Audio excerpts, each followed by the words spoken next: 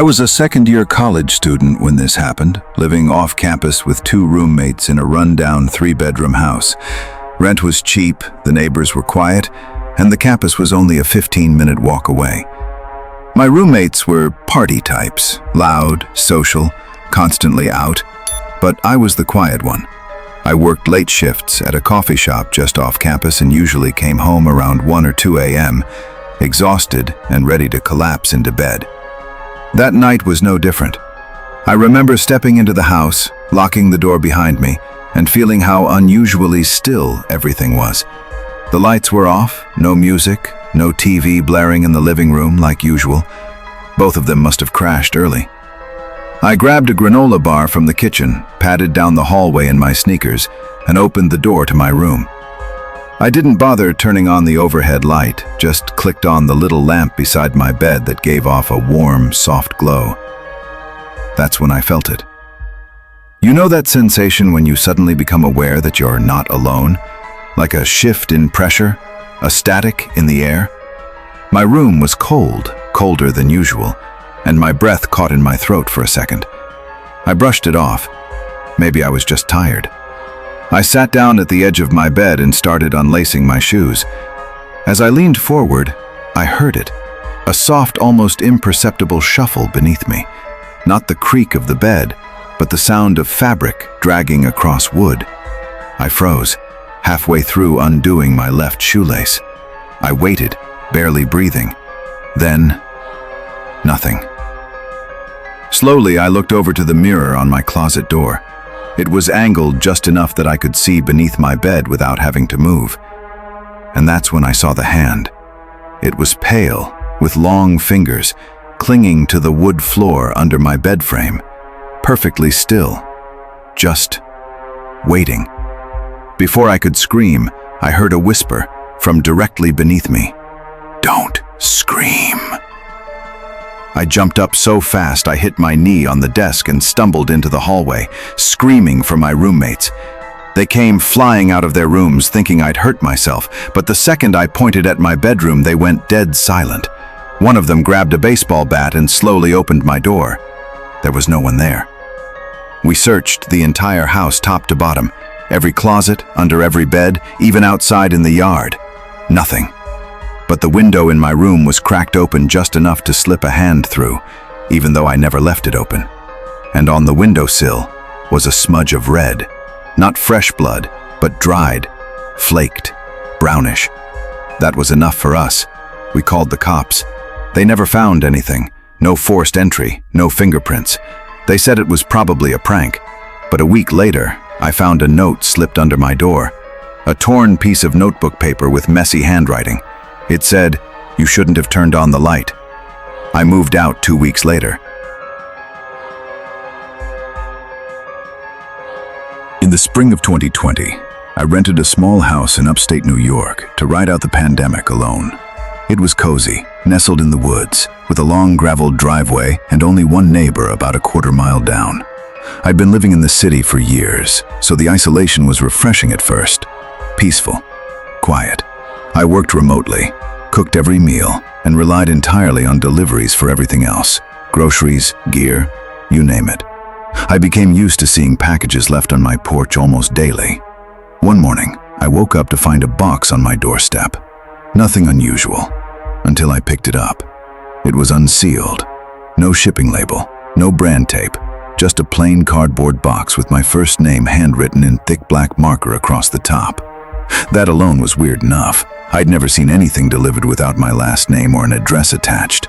Inside was nothing, just a single Polaroid photo, and the photo was of me.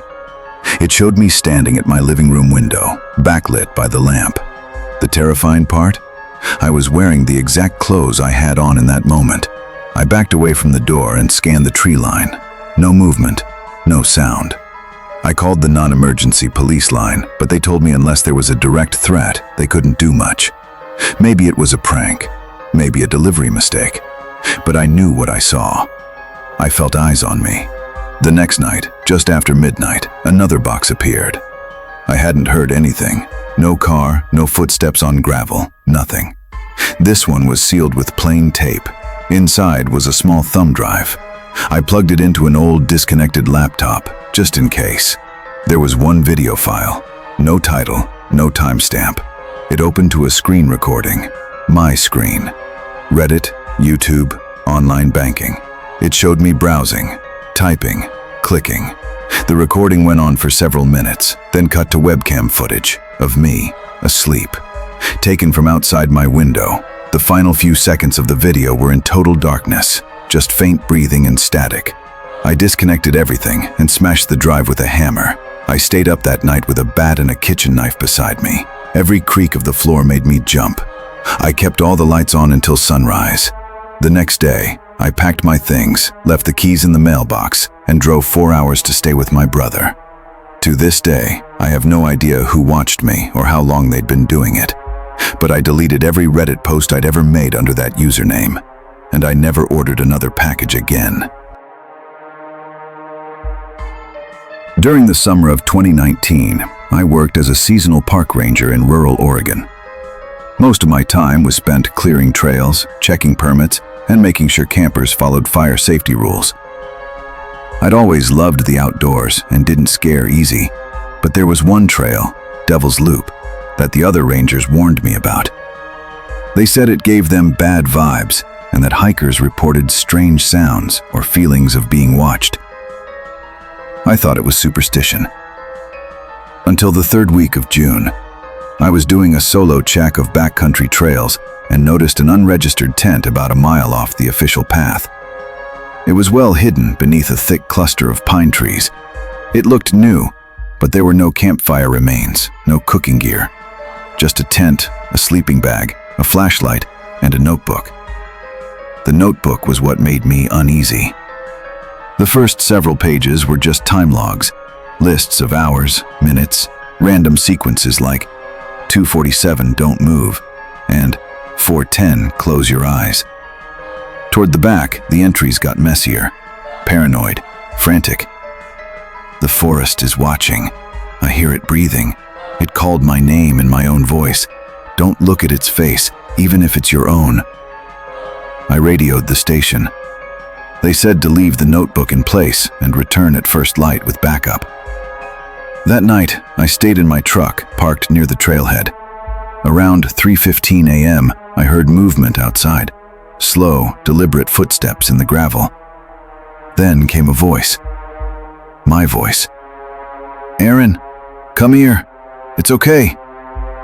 It sounded exactly like me, but flat, like a recording without emotion. I gripped my flashlight and stayed silent.